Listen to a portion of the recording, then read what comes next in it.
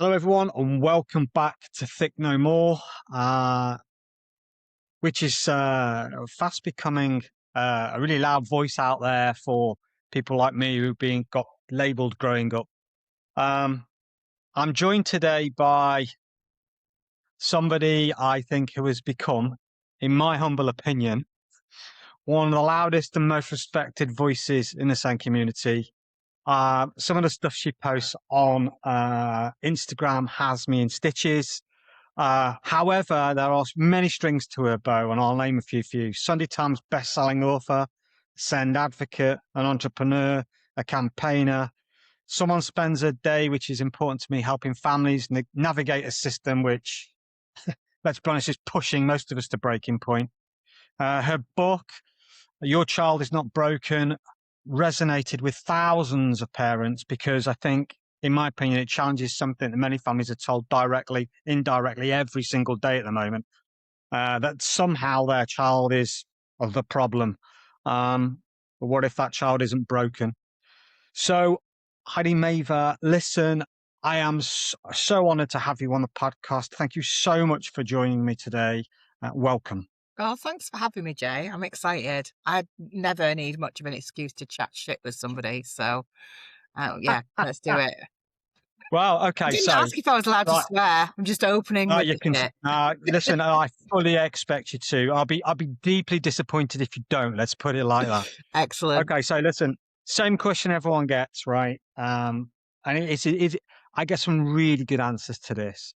So, just for one day only, I am a magic man, and from now on, every time you fling a door open, in dramatic fashion, a theme tune or a song will start playing that represents you in your life. What is it and why? This is such a good question. I love this. I think, I don't know if other people have chosen this, but I think I would have to have the Muppets theme tune. Has anyone chosen that before? With that lovely dum dum dum dum dum at the beginning, and then it's time to put on makeup. Yeah, I think that's kind of like that's my theme tune. Like I'm a bit of a chameleon. Love it. You are.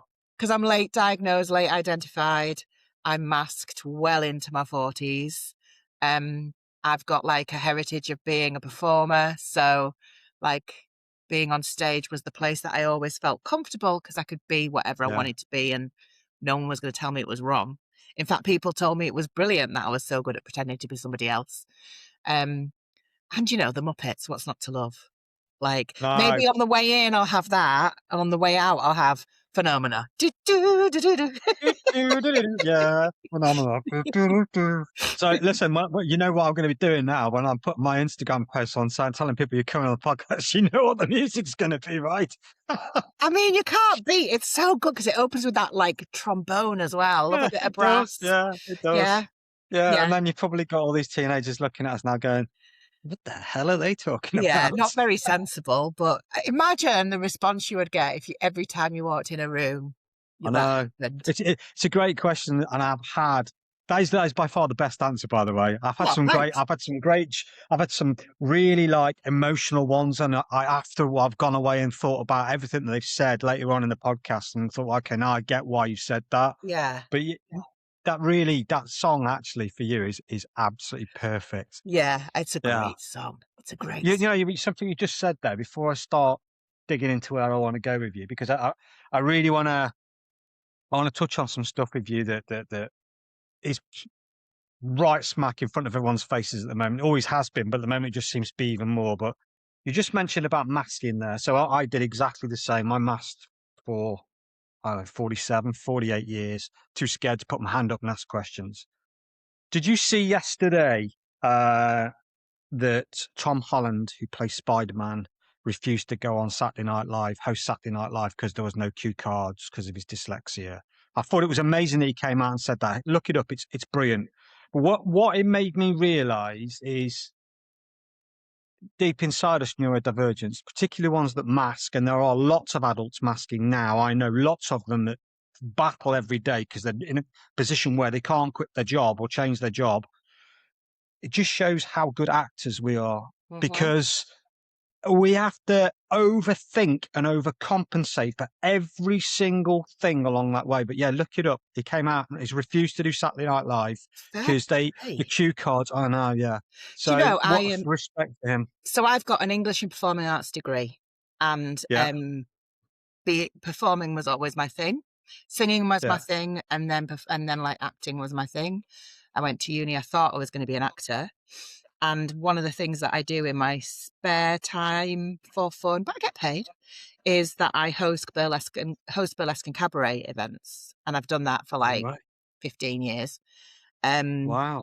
and when I do that now, when I first started doing it, I wear specs, obviously, Yeah, and I would do it without my glasses on, and I would have notes in the wings. And I've got really shocking working memory because of my ADHD. So I always yeah, struggled same. to learn lines when I was a Yeah, performer.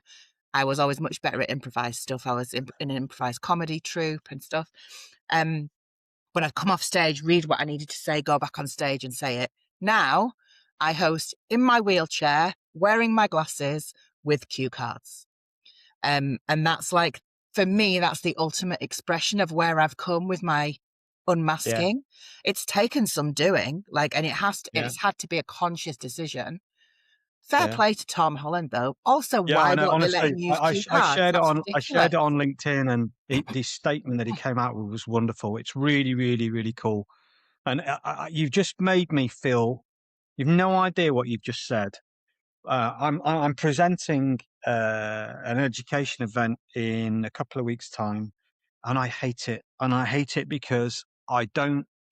I still deep down the fear of the Red Cross and all that, and making mistakes and getting things wrong, like asking how to pronounce your name at the start. It's the fear of something being Do you wrong. know what, though? Someone Thank you said for to me, asking, because so many people don't ask. And then we "Oh, start there a you go. podcast, Then. and I'm like, oh, shit, do I correct them? Oh, I'm not going to be Do able to I do that correct them?" now. Nah. I'm going to Well, have to do that someone now. So said to lots of me, people, lots of podcast recordings, it says, welcome, Heidi Mavir. I'm like, oh, bollocks. "No, no, I get. Welcome. It has to be just so." And I'm a bit like you just said. But someone said to me the other day, "Listen, you need to stop this. You're a good presenter. Just have your phone. Get a teleprompter on your phone.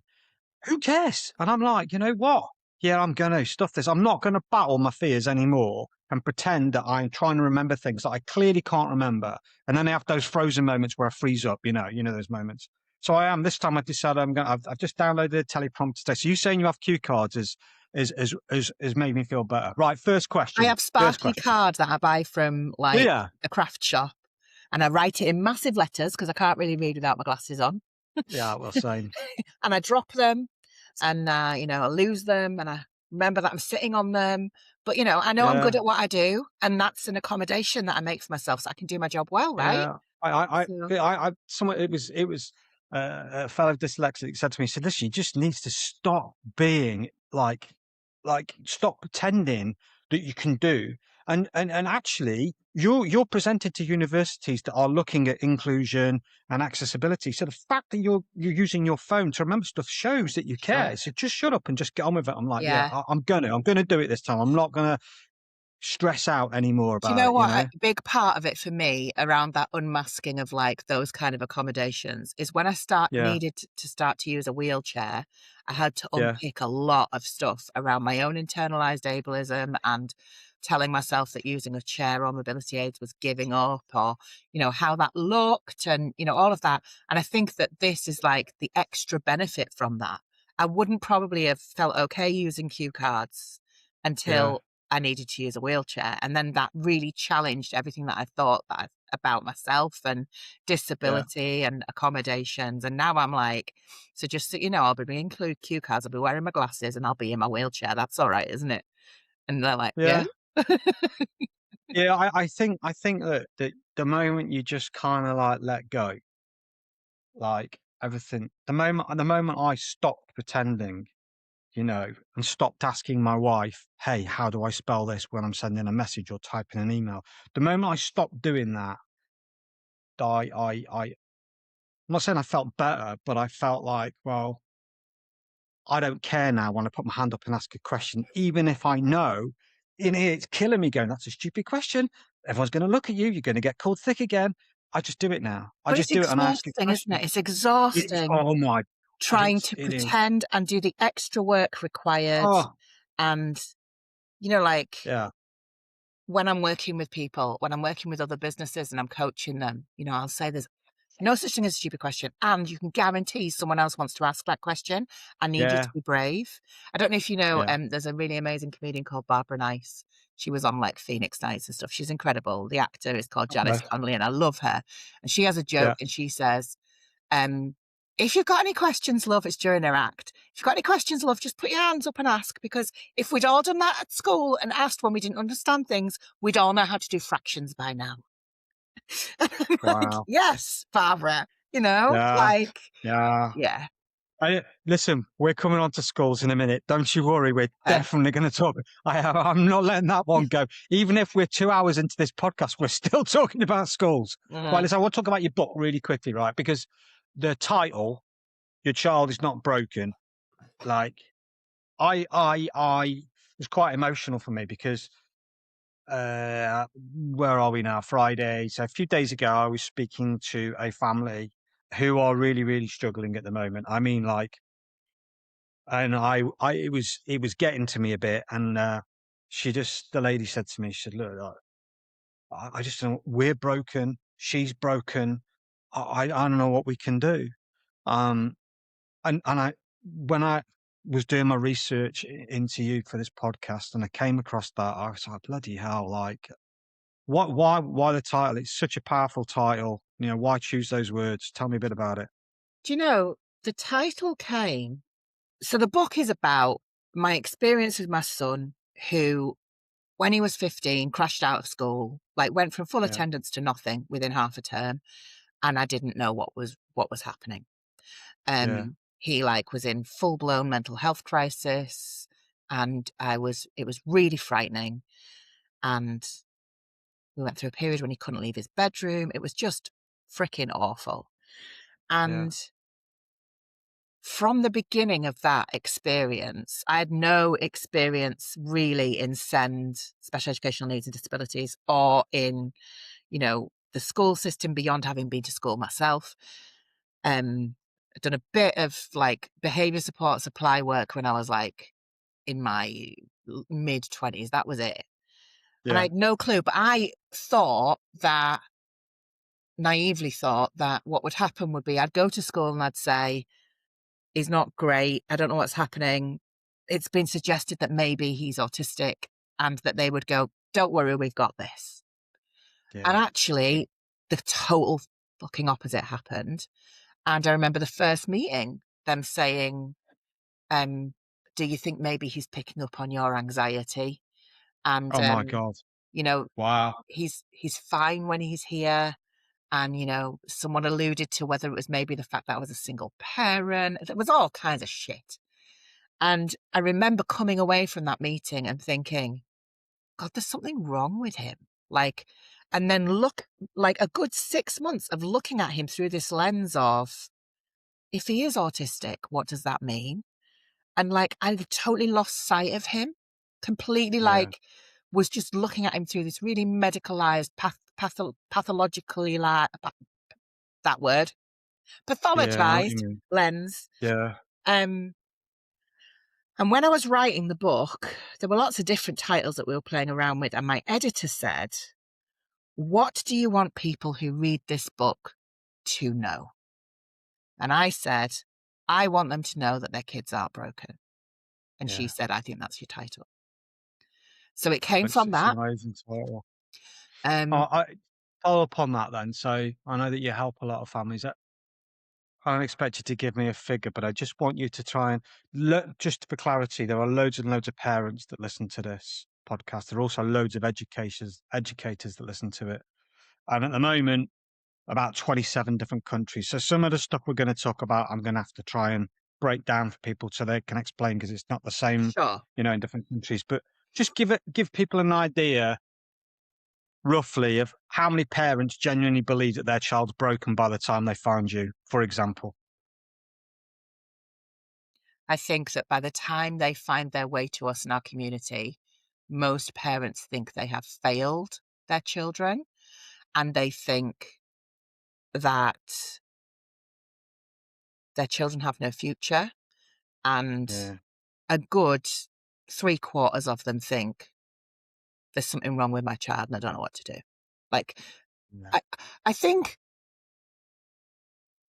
it's intentionally powerful language, and I haven't heard parents say a lot, their kids are broken. I've heard them Yeah. say that they are broken, but I Oh, think it's parent. the No. implication that there's something wrong, inverted Yeah. commas, with Yeah. your child. I didn't wanna Yeah. call the book "There's Nothing Wrong with You," No. because I think that No. language around normalization and right and wrong is really problematic.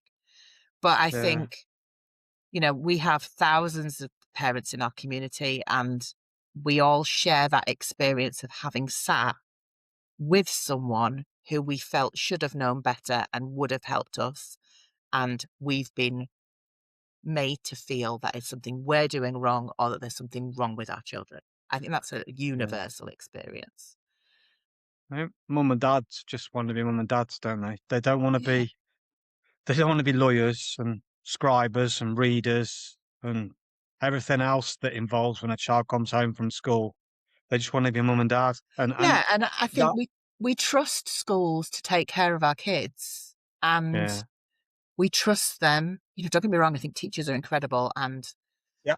I could not do that job for sure. Um, Not just because I say fuck and bugger too much. Uh, But, I children who have additional needs, children who have support needs are terribly let down by the system.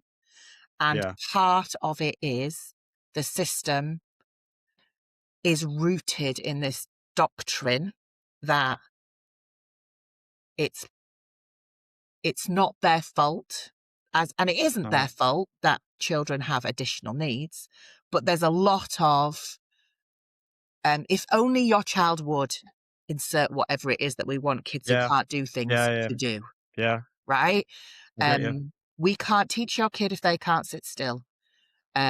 We can't, help them with this thing if they're not choosing the right behavior, And I see things all the time that are like where people say, they talk about ADHD a lot. ADHD is not an excuse. And I agree, it's not an excuse, but it is a reason, Yeah. right? And I think there's this, especially at the minute in the UK, there's this move towards like that certain sections of society are being painted as like lefty and woke. And I think Yeah. send parents are being bracketed in that, and we're being told that we're It's too worrying. soft and we Yeah. need to It's be worrying. more disciplined. Because Yeah. ultimately, the education system is set up to pump out children like a factory and make Yeah. them fit for work and ready for the workplace, right? We know that neurodivergent kids are not very office shaped. They're not very retail shaped, No. actually. They're No, they're not. 9 times out of 10, they're more entrepreneur shaped. But our school Yeah. system doesn't prepare them for life as an entrepreneur because that's not No. guaranteed, is it? That doesn't play into the rules of capitalism. So I think the system itself is deeply, deeply flawed. And in and amongst that, rather than looking at that and being, do you know what? We are actually getting this wrong for all kids. It's just that send kids are like the canaries in the mine, the early alarm system. But we're actually seeing that more across other children that aren't necessarily under that bracket now. Instead of admitting that that's what's going on, that the education system, the way it's set up, the way we expect children to behave, because we've got to manage these massive classes. UK has the biggest class sizes in Europe. Instead of acknowledging that, we go, no, there's nothing wrong with us because look at these other 26 kids that can behave perfectly well Yeah. in the classroom. It's your child Yeah. that's wrong. It's your child that's broken. And it's probably down to your crappy parenting. And it's really, really toxic. When they come to you and join the community and whatnot, are they already aware?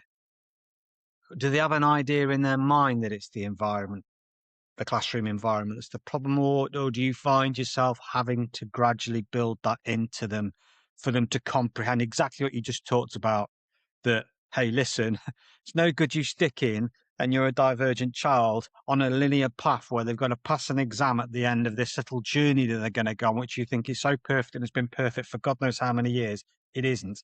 Do they understand that, or is that part of your process of explaining? Listen, it's the system. Your child, it's the Yeah. system. I mean, it depends. I think the first thing that generally happens when like parents crash into our community, and they usually do, they like arrive like Yeah, rabbits in headlights.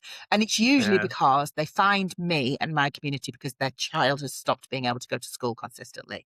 That's pretty much a common theme. And there'll be all kinds of reasons for that, but a lot of those families that find me are because their kids are neurodivergent and they're not getting the support they need. yeah, I have this weird thing where I think because as a child and a young person, it was hammered into me that education was really important. yeah, My mum and dad really like were very kind of like militant. I mean, like to the point that if I give you an example of how important education was to our family, my mum died when I was 19 and my brother was 15. My brother wore his school uniform to my mum's funeral because that right, was how important our education was to our mum. So we were brought up in this environment where you work hard, you get your qualifications. I think because that had been hammered through more on my mum's side, I think. I'm from a right, generation, multiple generations of undiagnosed and unrecognized neurodivergent people. My grandfather worked on the team that designed Concorde. He was an engineer. Um, he had an wow, MBE, all that kind of jazz. You know, I'm from yeah, a long line of engineers, scientists.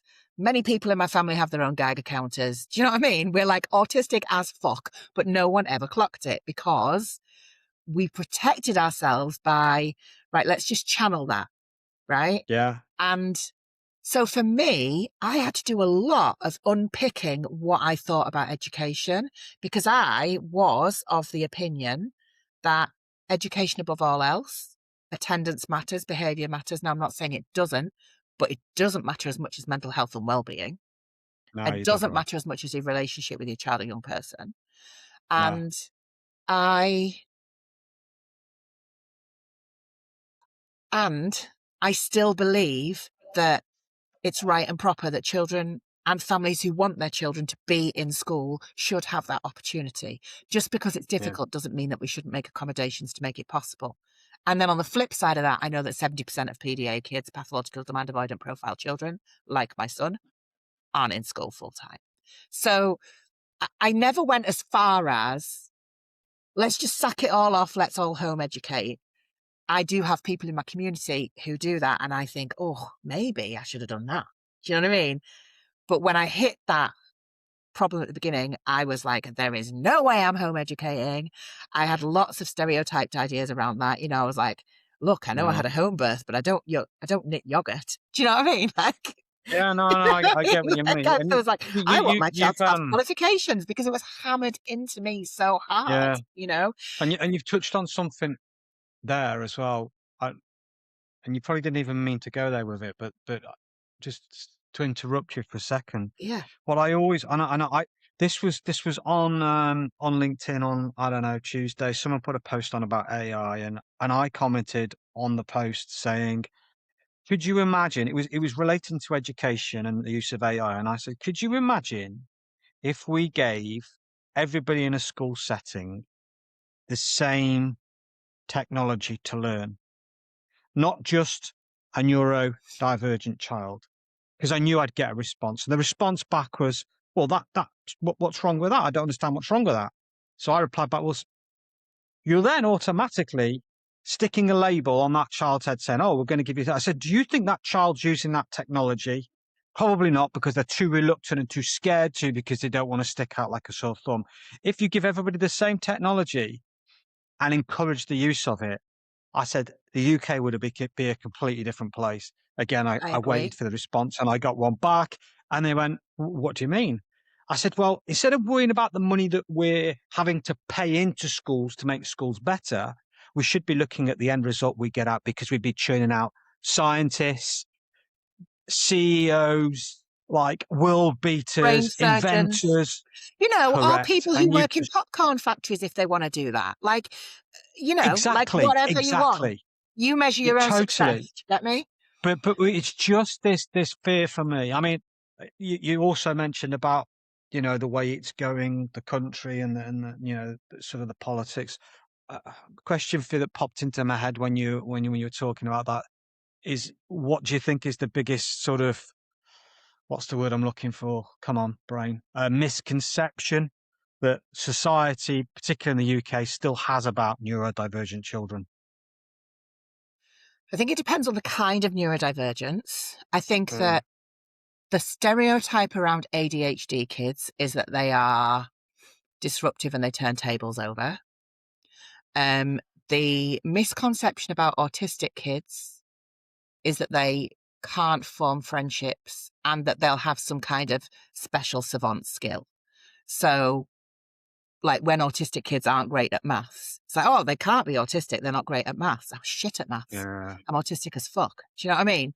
Um, PDA kids are seen as being objectionable, rude.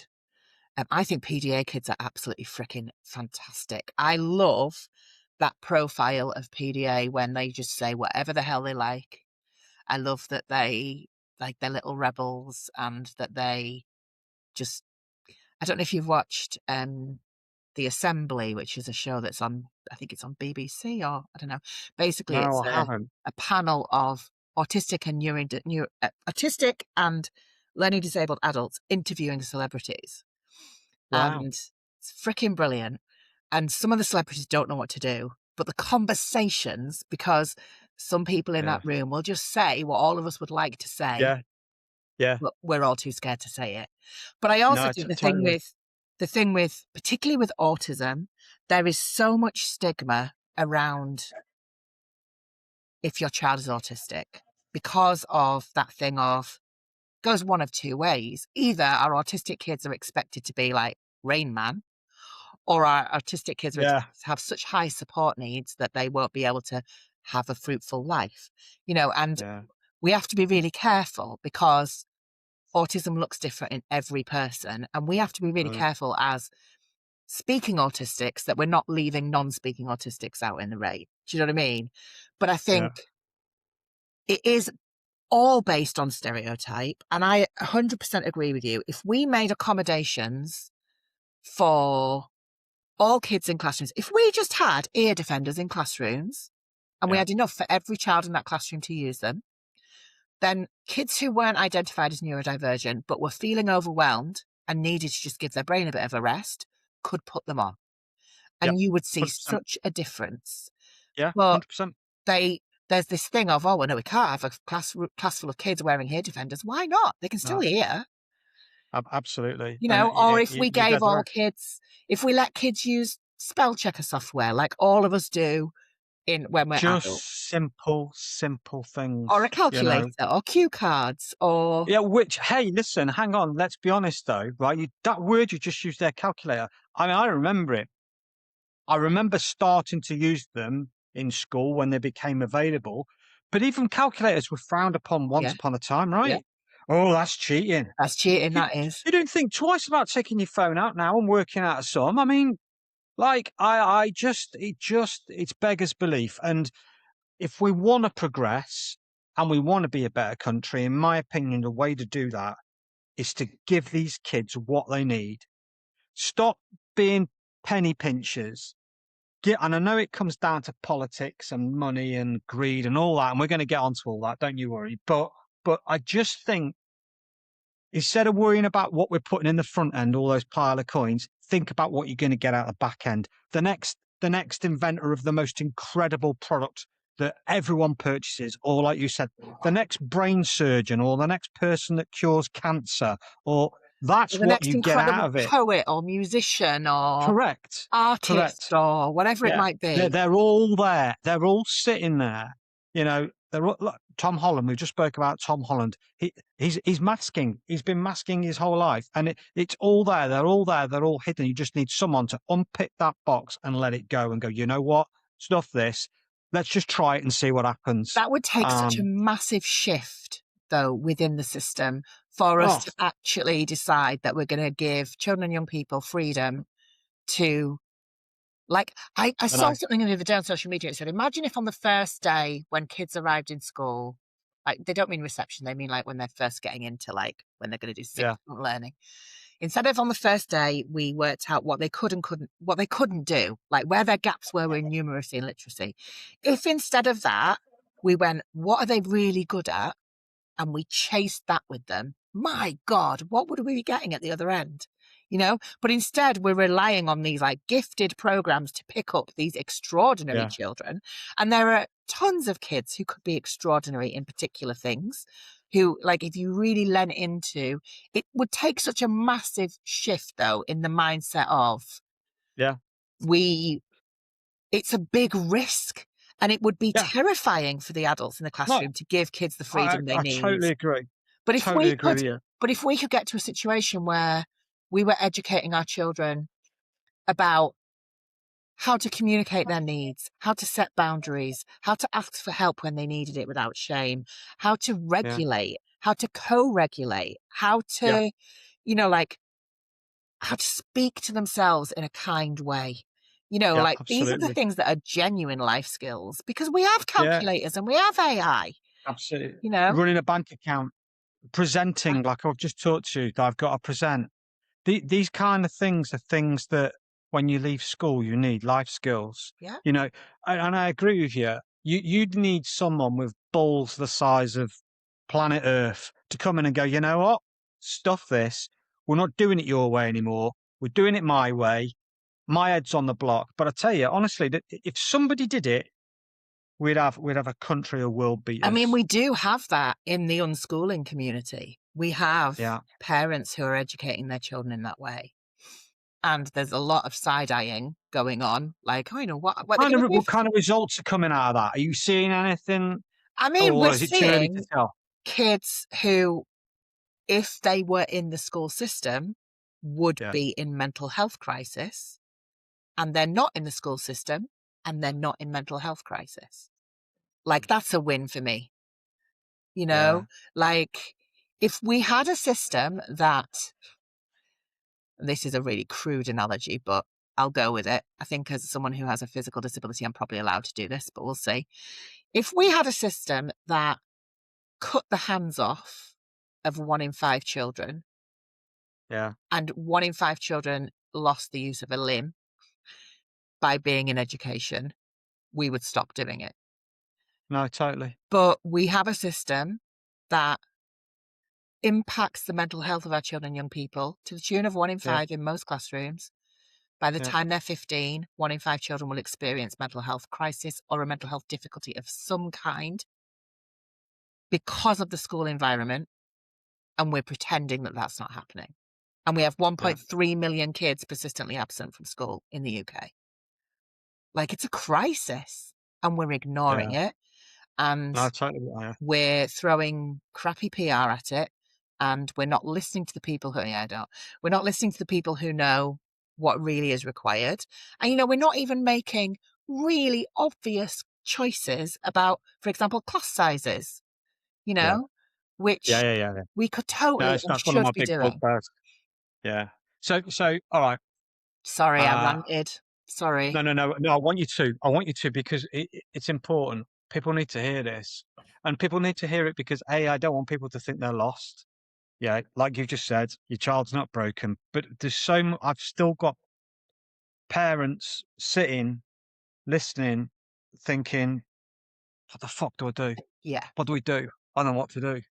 So here's one for you then. So, in your opinion, do you think SEND support is getting better or getting worse? It's not getting better. Not in the UK.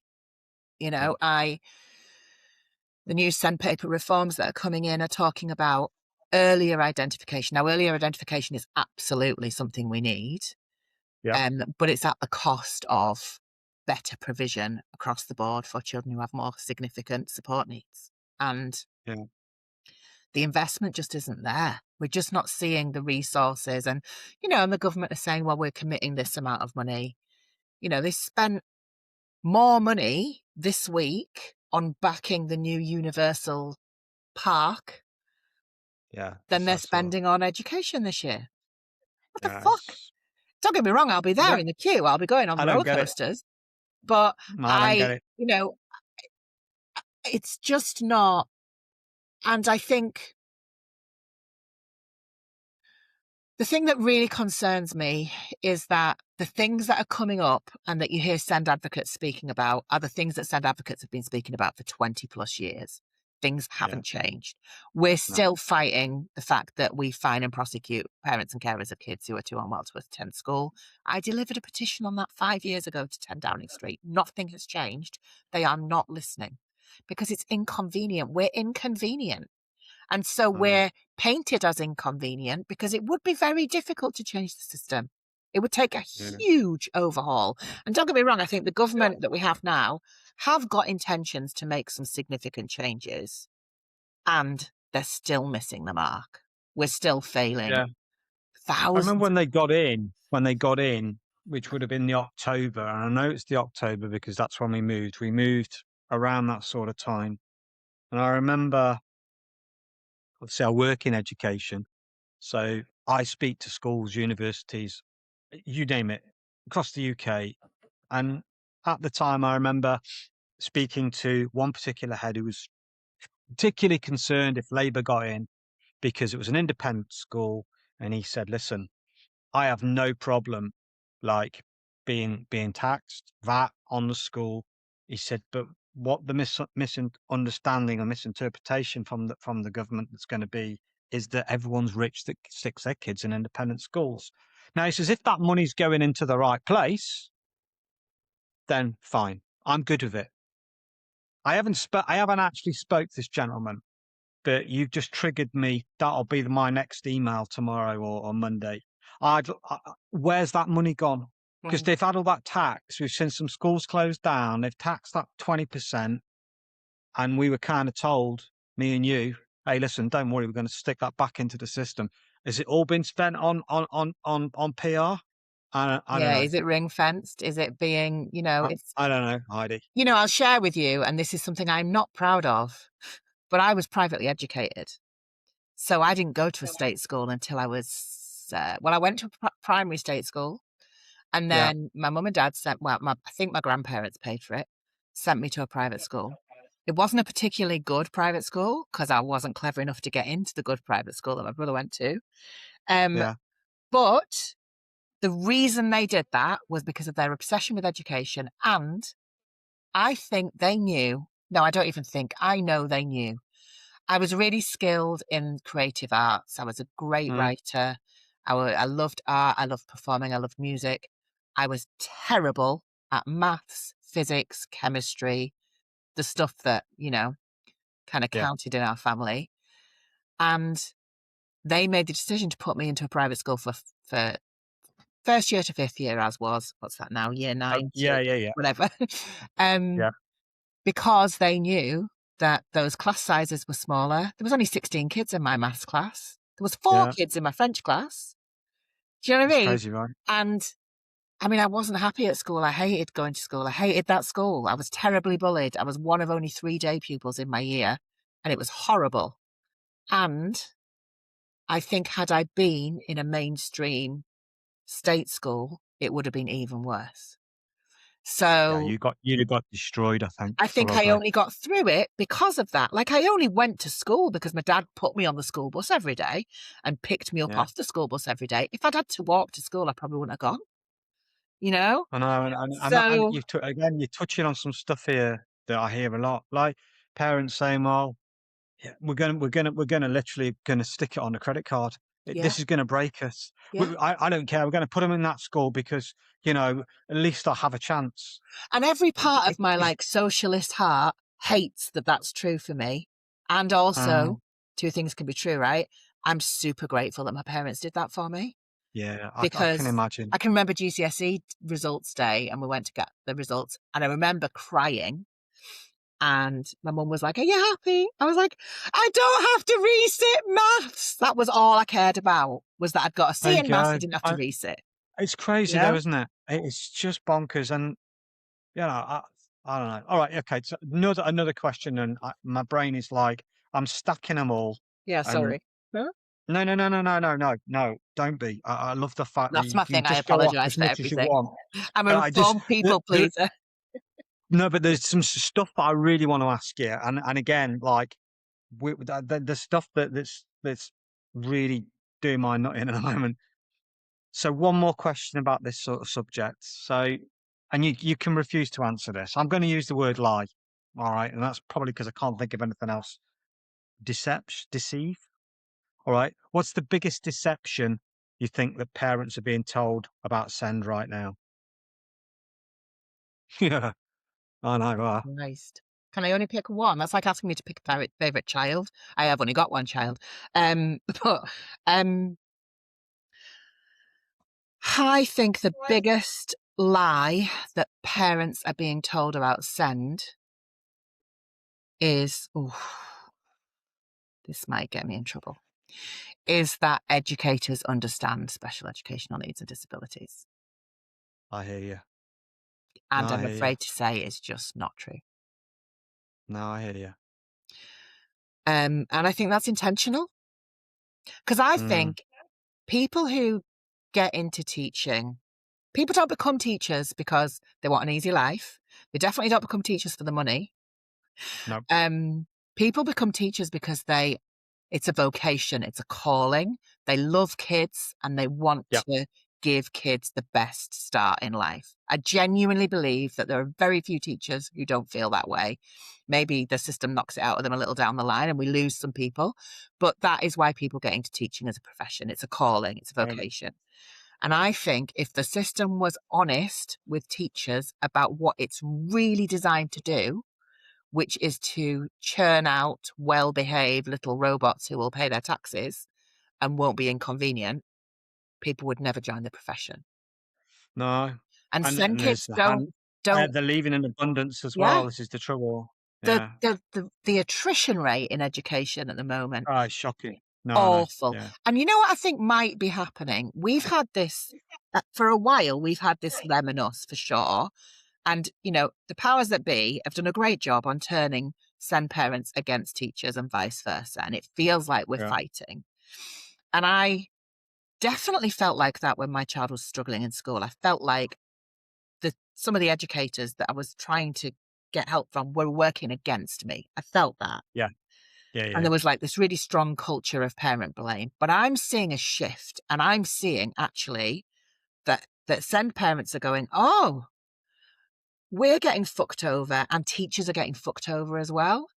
And Yeah. I think what might happen, we're expecting some strikes in the autumn, right? We're expecting some of the big teachers' unions to strike. I think Send parents will go and stand on those picket lines with teachers. I wouldn't be surprised. And I would like to see I that really wouldn't. because I think we all Yeah. need to be like, do you know what? We're all getting shafted here. Yeah. I agree. I agree. And I mean, I don't know what your thoughts are on this. I think there's a real disconnect as well, an understanding of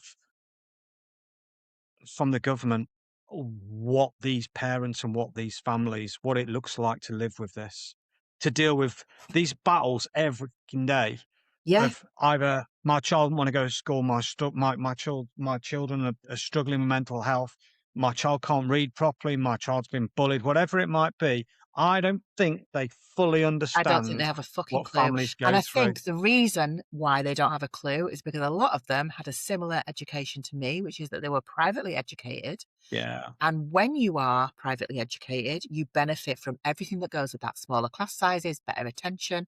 When yeah, parents are paying for education, they're getting a better education. no, I mean, don't, totally. not always the best, but I think that people who have not experienced, and I count myself in this, people who have not experienced the mainstream state school system, like within the last 10 years, don't have a clue what's going on in classrooms. They don't have a clue pressure that No, school leaders, teachers, and kids are under in those no, environments. And yeah. we think about what it was like when we went to school 30 plus years ago, nothing like, not completely It's unrecognizable. I really worry, Heidi. We talked about what if we did it this way? What if someone had the balls to do it that way? What really worries me is what's going to get churned out, not 5 years' time, probably 10 years' time, when these kids now are starting to go into workplace. Like there's a report about the disconnect and the amount of children that end up in juvenile crime or Yeah. petty crime based off the fact that they're falling out of school. Like, it's just horrendous. And the It's percentage of the terrible. prison population who are probably neurodivergent, Yeah, yeah. well over No, half. absolutely, Well, and it's absolutely. probably much higher, I think. Um, Yeah, I reckon. I reckon it is. Yeah, and you take that and you take that to another extreme as well. You think about people that go in the army, right? I remember that I sat, and the only reason I didn't go in the army is because the army recruiting office had gone for a brew. I'd sat there for 15 minutes waiting, and I said to Mum, oh, "I can't be asked to wait anymore," and we left. Otherwise, I'd have gone in the army. I'd have gone in the army as dyslexic and come out with nothing. yeah, So how many do that as well? Because they just don't see anything else. I'm not saying there's anything wrong with the armed forces. There isn't. But when you come out, you just you're right back at the beginning again. You yeah. go there and then you go right back And there. you've You're got back in that the pot. like massive shock for those of us who are neurodivergent, for whom the armed forces. I mean, like I'm from a family of forces kids. Like I Yeah. think we're the only part. I'm the only. No, I've got cousins that were in the armed forces. I've got whatever. My mum's brother and two of my mum's sisters were also in the armed forces. So, like, but if you're a neurodivergent person and you come out of the forces and you've had that structure, that routine, that stuff that Yeah. really works for neurodivergent people, we make excellent Totally. soldiers. 100%. No, we're very 100%. good at tell us once and we'll do it that way every single time, Yep. right? There's the Come out light. of that, Go to the end of the light. Yeah. and be back on civvy street. Mm. Wow, how are you meant I to know. function? And that's Yeah. why we get a lot of people who come out of the forces and then go into like the prison service or the Yeah. police service because they need that Because it's structure structured. and they need that, Yeah. but these are people who probably are highly masking and or don't have the kind of support needs that some of, you know, the irony being that some neurodivergent conditions, if you're diagnosed with it, you can't join the army, Yeah. Yeah. Yeah. so, Yeah. that, It's a concern for my son. He wants to go in the RAF, and I mean, offline, perhaps one day I'll sit and have a chat with you about him because he's going through. What he's being put through at the moment is ridiculous. IQ of 134, and allowed just homeschooling, allowed to use technology for his homeschooling. Mhm. Does well. Gets to exams. Ah, no, we can't accommodate that. Yeah. Could you maybe fly him back to England so we can go to an exam centre and have some? And I'm like, listen, why do you think he does online homeschooling? Just think about it for a second. Yeah, I take your point. It's not us. It's just The it's exam board. The exam board set yeah. these I'm rules. just like, Fucking hell. oh, My son sat his exams at college in a cupboard, in an actual cupboard, because I what the pushed like hell? mad for him to have. He's ADHD, autistic ADHD. He also has a tic disorder. Um, Yeah, so we knew that if he was in a exam hall, he would no, be distracting other kids. it just won't work. No, totally. So So their I get why you solution do it. was, we can't get him a separate room, but what we'll do is we'll put him in this cupboard where we normally store all the chairs and tables, and we'll just have the Yeah, door open so that someone can keep an eye on him. Ridiculous. I mean, it's just bonkers. wild. Do you think we're almost getting to the point where like some children are actually, I use the word safer, but I'm putting my fingers in the air when I say that. Do you think that some of them are actually safer learning outside of school than in it? Yeah, 100%. Yeah. Yeah. And I don't I knew the like answer to saying it that, because but it goes against everything no, I was raised on, you know. I know, And I know. I think that our children and young people deserve an education. They deserve to be able to have access to being able to take qualifications. They deserve Yeah, to be accommodated so that they can do that. They shouldn't be segregated. They shouldn't be othered. And if we're really going to do that, we're not going to do that in academies where there's 2,500 kids rubbing up against each other every 50 minutes because they're moving classrooms. Like, no, it's a joke. just, Yeah, in it's a shame, innit? silence, by the way, with your tie done up and your shirt tucked in. Fuck's Yeah, sake. yeah. Right. This is a great one, and this will probably be all over Instagram. So I am now going to let you free right now. Oh, Okay. gosh. Right. I used the analogy in my first question about the door opening. So your door has just opened right now, and guess who's walked through your door? Is it Bridget Phillipson? It's our best friend, Bridget. She has. She's just walked in. She's just flipped the kettle on, right? Made you a brew, and she sat down right in front of you right now. You got 10 minutes with her. And she says, Heidi, listen, I want you to fix send for me. Where would you even start? Oh, Just God. let's narrow this down a bit. Give me three things that. So if you had that magic wand, and I've given it you now, three things that you'd do right now. Three things you'd change instantly that you think would possibly make a difference. After I sacked Bridget, you mean? After you've sacked her and got that PR budget back, yeah. And come the fuck on, Bridget. I mean, I have nothing against her personally. Um, but yeah, fuck. If I had a magic wand, sorry, the dog's just scratching my mouth. What's wrong?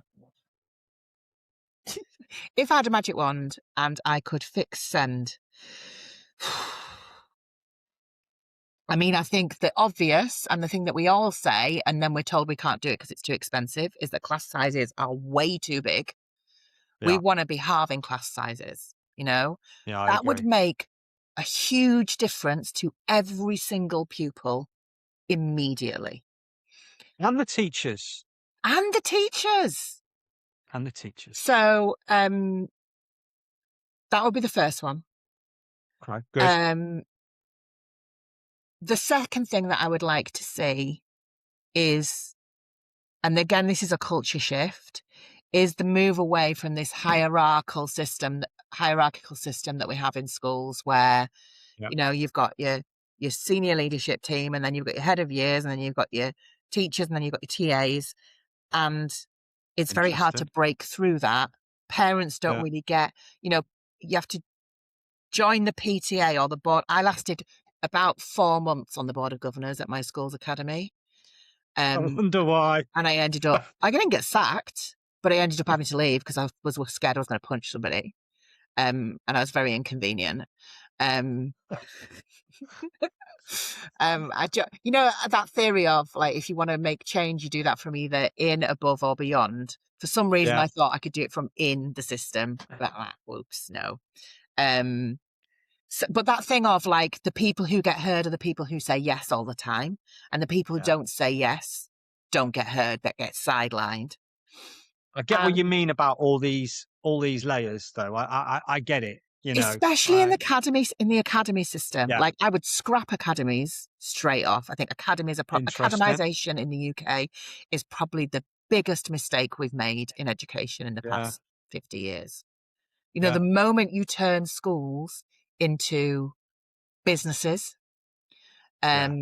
is the moment you lose sight of what's really important for our children and young people. And that's ultimately what academies are. They're businesses. And when you're monetizing education like that, and when you're basing all of how you measure attainment and how you measure achievement is based on league tables and Yeah. It's Ofsted a joke. reports, you lose sight of those individual kids in classrooms. And I think Yeah. that we will look back on the academization in our system and we will realize what a massive fuck up that is. Yeah. And So I I would totally turn the agree. tide on that immediately. So class sizes, academization. And this sounds a little bit woo, but actually I don't think it is. I think if we moved towards a system that prioritized autonomy, mental health, and relationships first before achievements, exam results, league tables, it would take a massive shift.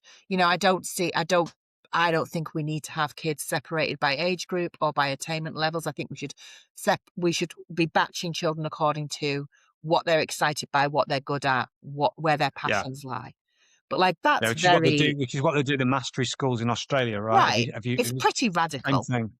Yeah, it is radical, but it works. It works. It works fantastic. But and I think that we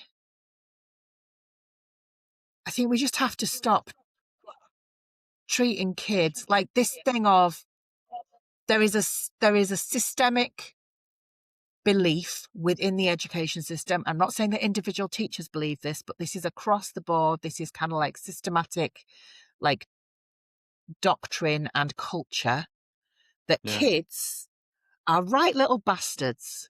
And if you don't get them in hand, they'll ruin Yeah. their lives and everyone else's life. And I just don't Yeah. subscribe to that.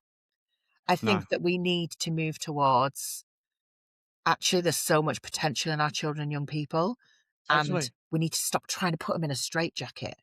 We need to Mm. treat them with a bit more respect and autonomy. We have to trust parents more. But I mean, the way that I've not even given you 3, I've given you about 50 there. But No, it's brilliant though, what you're I saying. just, and I actually don't think that we'll have enough reform with a lowercase r within our education Yeah. system to make the differences we need to make for SEND kids. The thing that scares me is that historically we've had the freedom at least to choose to home educate. The Yeah. most recent the Children and Wellbeing Bill that's been passed through Parliament robs parents of that choice. And we're now in a situation where if any family has had some social work involvement, they don't have the automatic right to home educate any longer because of, Yeah. inverted commas, safeguarding. But many of our neurodivergent families have social work involvement because we need some extra support to help our kids access the community outside of school time, or we need care, or we need, a needs assessment that means that we've got a social worker to help us navigate the admin of having a disabled child. None of that is a safeguarding concern. So I really am frightened for the next couple of generations of SEND families Yes, because I the am. noose, Yeah, same. that rope is tightening, and Yeah. our freedom and our ability to make our own decisions about our own children, we're not trusted. The education No. system doesn't trust parents to know what's right for their kids. They treat us No. like we're all thick. They treat us Yeah. like, well, we've studied education and we understand what pedagogy is. You know, Yeah. never mind that you gave birth to this young person. We know what's best. Listen to us. That really frightens me. That kind of like Yeah, it does make. So do authoritarian you approach. so do you think I tried to nod then like Bridget, by the way, and do ums and ahs when you were talking, but I'm not very good at Are you wearing doing. sensible shoes and a I pleated skirt? honestly, I really, really like. She That's was on a really bitchy and she was on unkind a of me. Sorry. she was on a podcast, and I was like, why are you asking her questions? Like, go at her, ask her, Do you know make her what? The feel thing is uncomfortable. that even when they've lined up these influencers and these, Yeah, I think another podcast you were talking about, and yeah, those people have asked really direct questions, not fucking answering them. nah, I Like, know, and just unbelievable. you're just like, this reads as so disingenuous now. Don't give us the opportunity to ask a question and then just completely sidestep it. Yeah, Oh, it's well, wrong. we're not going, Pisses me I off. understand that you think that class sizes need to be smaller, but what we're really focusing on is Yeah, I know, it's just breakfast clubs. bullshit. Like, great, we'll take breakfast clubs. That's brilliant. But also, let's talk about the fact that breakfast clubs aren't accessible to SEND kids because our kids who need one-to-one, their one-to-one support is not extended for them to be able to attend breakfast clubs. So great. Yeah, They all get a it's breakfast club, but our kid who needs a totally. one-to-one can't be there because they haven't got a No, one-to-one. totally. And when you say that, that's what needs to be said. Like, but they obviously it's the government that are doing organising these PR type things. These, and they probably chop it off because if it was me, if I asked that question and I got that response back from her, I would chuck exactly what you've just said right on the end of what she's just said. But they'd probably chop it off and we Well, never let's get to be see honest, it. we wouldn't get in those rooms, Jay, No, because, no, they wouldn't let us in. They want to. So they, I've got 2 more questions for you. Um, let's do this one. Again, in your opinion, I have my opinion on this. The send crisis, because that's, if we're being honest, you and I right now, that's exactly what this is. It is actually a crisis. You know, you won't hear anyone in London labelling it as that, but it's a crisis. Is it a parenting crisis, an education crisis, or a political crisis? I think that everything is political. um, Decisions are made by people who have the power to make decisions that impacts the electorate across the board. And decisions are made by people who have the power to make those decisions not in the best interest of the electorate. The decisions are made in the best interest of GDP, in the best interest of profit, of companies, of people who are not necessarily bribing, but they hold influence in the halls of power. Mm, Decisions are made that will benefit um, the people who have the most money in society and the people who have the most influence in society. And yeah, decisions are made that don't take care of the most vulnerable and poorest people in society because we have no voice. no, And like, I'm not the most poor, don't get me wrong. I have a huge amount of privilege. I know that I do. You know, I'm educated, I'm white, I'm cisgendered, I'm, straight presenting, even though I don't identify as straight. There's lots of things, there's lots of intersections that I do not experience, but when you no, start thinking about people who haven't had the benefit of, a good education because no, they're multiple generations of undiagnosed or unrecognized additional needs, or they yeah, haven't had the benefit of having white skin, or they haven't had the benefit of being straight or straight presenting, or they haven't had the benefit of being able bodied. Fair enough, that's not my case now, but it was for a great part of my life. yeah, You know, they're not experiencing poverty, like I have been on my ass financially, but I would say it's fair to say that I've never been living in poverty. You know, yeah, you cannot underestimate the impact that has on people. If you don't even have the money for a bus fare to get your kids to school, no amount of yeah. free breakfast clubs is going to help you. No, it doesn't. It If doesn't you even can't scratch the get a surface. job because the system is set up that if you don't have 5 GCSEs, you're going to really struggle to get work. Doesn't matter how hard you try and how much you want to get a job. They're talking at the moment about all these children, young people are not in education or training. I've got young people in my life who have huge potential and do have 5 GCSEs and they can't. People say, why don't you just get a job in Tesco? Do you know how hard it is to get a job in Tesco? Yeah. Like, Well, you it's, you gotta fill all the paperwork in, and like in my case, like it's not that and easy, you've got to and have and they retail don't appreciate that. experience. You've got to have retail Exactly. experience to get a job in It's retail, it's you know. And broken, whereas flawed when we were systems. kids, I had a job in Woolworths when I was 12. Yeah, I That would used to be sweep illegal the now, floor in the butchers. you Yeah, I know? used to sweep sawdust in the butchers. Yeah, Yeah. same. Or And we had a you paper know, round or, yeah, we yeah, slept up at the hairdressers at the weekend. Now, don't get me yeah. wrong, I don't think child labour is the route we want to be going down, but No, but I know what you mean. I know what you mean. And yeah, I same as you. I worry. I really worry. It's and it is I'm political and we shouldn't pretend that it isn't. But no, politicians no, do pretend that it isn't. They do pretend that it's down to poor parenting no. and It's not. people, who are sponges living off benefits and deciding that they don't want to get a job. It's bullshit. It's not Yeah. true. Okay, so I know that they'll listen to this. So I told you about that family that spoke to me the other day. Um, they're lying awake at night worrying about their child. What does Heidi want them to know? That is completely valid. And the way that you feel, given your circumstances, makes absolute sense. And that you need to pour as much grace and self compassion on that situation as you can and cut yourself a bit of slack. You are doing the best that you can with what you've got. And it's not true that just trying harder is all you need to do. That's just not fucking Mm, true. We're no, not all on a level playing field. We're not all fortunate. We don't all have the level of privilege that other people have. And it is not true that if your children are unable to go to school, that that's your fault. It's not true. It's a lie. No. And I think the thing that got me through, and I have lain awake at night, I speak about it in the book. After Theo was out of his crisis, I had a crisis. I ended up in a doctor's surgery.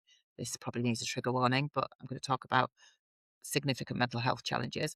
I ended up on a doctor's surgery on Christmas Eve, telling the doctor that I was scared that over Christmas and New Year, I might try to end my own life. And because I didn't know what would happen to my son, I might try and end his life as well. Holy shit. So, and that was a direct result of what we'd experienced in the education system. That was why that was happening, you know? So how many more are going through that right now And while we're that we are speaking now? losing children and young people, and we are losing parents to suicide or to health conditions that develop because of the intense stress that they're under. And so what got me through, I mean, that doctor was freaking amazing. She made me come into the surgery. The surgery was closed on Christmas Day, but she made me come in every day for a week from Boxing Day, and she kept me alive that week for sure. And I'll be forever grateful to her. But the thing that got me through beyond that was having a community. I had people who said to me, please go and see the doctor. We're really worried about you. It's okay to go and talk to them about this. And I had people around me who said, this is not your fault. And it is okay for you to just focus on getting through this and getting your kid through this. Yeah. When we Yeah, you are need that in that, network around you, don't you? And it's important that you had that. You're lucky that you had that. I'm really That's what lucky that worries I had me a that. bit. Yeah, it worries me that some don't, and that's why I do this. I do this because, and I'm going to ask you if it's okay. You know, you'll find Heidi on Instagram. Watch some of her stuff; it's beautiful to watch. Make you smile. Some of it's hilarious, particularly stuff about our friend Bridget. But anyway, Come the fuck are they on, okay? Bridget. Yeah. If someone wants to reach out to you, what's the best way for them to get in touch with you? Are you okay with that? And The best yeah, thing to do, because I'm shocking at replying to messages, um, ADHD for the win. The best thing to do is to come and find me on my socials and come and find your way to our Facebook community. We have a Facebook there you community. go. Just search on Facebook, Your Child Is Not Broken. We've got nearly 14,000 families in there. Crash in, tell us what's going on, and we'll look after you. That And community is, all the yeah. links will be down. I'll put them all down below. But listen, Heidi, first of all, I went quiet then because I was welling up a bit, and I still am now. So I've got to get through this. 2 seconds. You are, without a doubt, I, I'm not actually no. Let me just tone that down a bit. You are number two because Jimmy Carr is number one, right? Jimmy Carr gets me through the day when I'm having a moment like I am now. whew, I watch a bit of Jimmy Carr on Instagram because he just gets me through. The fact he can answer questions like that, right? I pay my However, number taxes two, though. yeah, well, yeah, exactly. Yeah, there is that. Number two, though, is you. You are my second go-to. I quite often stick my phone up and go, Jem, who's my wife, look at this. And honestly, you crease me up. So I know how busy you are, and I'm honoured that you've come on. I'm going to get this out everywhere I can because I just want these people to get help and know I don't want them to be in that situation. It's important to me. So thank you so much. I've just got one last question that I ask everybody, and it's an important one for me. Um, what does thick no more mean to you? Hmm. So while we've been talking, I've been thinking about the experience of parents and carers when they go and ask for help, right? So when they turn up at Yeah, school and they've made an appointment to see whoever it is that they're seeing, they go in there expecting support, or they go in there to more powerfully advocate for their child if they have a little bit of working knowledge of the system, and they come out of those rooms feeling deflated and stupid, yeah, and they tell themselves that they were stupid for thinking that they get the support, or they have been gaslit by the people in that room and Yeah. genuinely made to feel like it's their fault. And so when I think about thick no more, that's what I'm thinking about. I'm thinking about the parents and carers who need to be in community with other parents and carers. And, you know, there are lots of communities like that, and ours is one of them. If Yeah. this rings your bell, come and find us. But they need to know you're not thick. You can trust your gut. You do know what you're doing. You know your kid better than anyone else on this planet. Now, none of us are perfect parents, and there may well be parents who are not getting it right, right? Yeah. Because nobody gives you a freaking manual for how to get this No, there's no right. structured book. No, No. there isn't. And if there was, it'd be written by a rich white man who doesn't know what the fuck he's talking about anyway, because that's the way that works, right? But you are not stupid, and you do know in your gut what your child or young person needs. Yeah. And if people make you feel thick about that, it is okay to go, no, I'm sorry. You've got this wrong. Like, that's what that means for me. Beautiful. Listen, you are a beautiful person. Thank you so very, very much. I'll put all the links. You can find Heidi. Please don't suffer in silence. And like she's just said, you're not thick. You know, don't ever think you are. Ask the questions. Push, push, push. Um, Listen, Heidi, thank you. Love you. Thank you so much. You Thanks for are having me, amazing Jay. I really person. enjoyed No, this. you're so welcome.